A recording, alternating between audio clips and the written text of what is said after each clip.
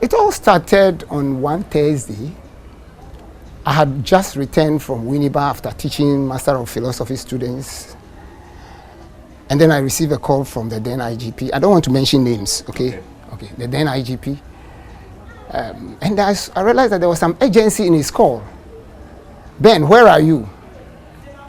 By the way, I'm putting together a book on all this. Where are you? And I said I was in town. See me in my office right now. I was a bit concerned because we had been speaking and he had never spoken to me that way. I tried to give excuses, but he said no. Even whether you are dressed for office or not, offices have closed, people have left the office, come to the office.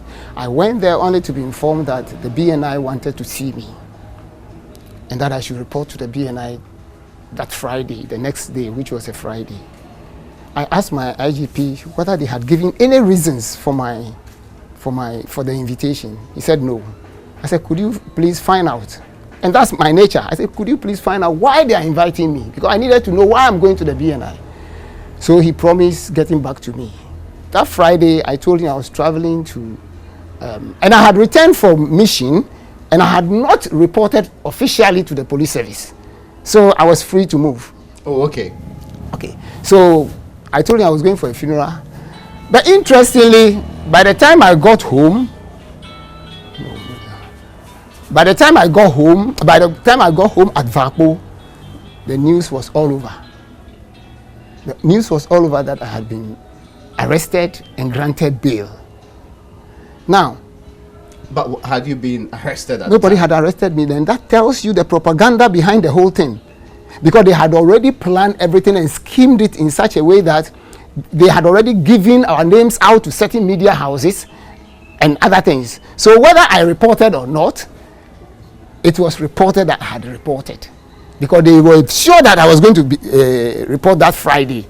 And so even though I did not report, it was there. So Monday I reported, I spoke to my lawyer, and I reported. And then that was the beginning of a very long story, taking me over almost 4 years, 3 months. I want you to recount to me. So, in that process, we all knew that. So, subsequently, we reported. Yes. They told you had been arrested. Yes. But what was the conversation preceding that you have been arrested? Were they telling you that, no, we think that you are planning a coup? We think you are planning with others to try and overthrow this thing, the government of the day? You know, it's very funny, and I don't want to go into certain details because I'll put them in a book form. But I was amazed at the manner in which they went about it. First of all, they wanted to separate me from my lawyer, which I resisted. And I think that even annoyed them because BNI is used to do interrogation without lawyers. And I had known that for a very long time. And I told them that the only time they could separate me from my lawyer was when they had told me that I was under arrest. Because at that time they had not told me anything, so you could not separate me. So I resisted it. And therefore that paved the way for me and my lawyers to enter the interrogation room. Now take note, out of the 10 people arrested, I was the only person who was interrogated before my lawyers. And that tells you a story.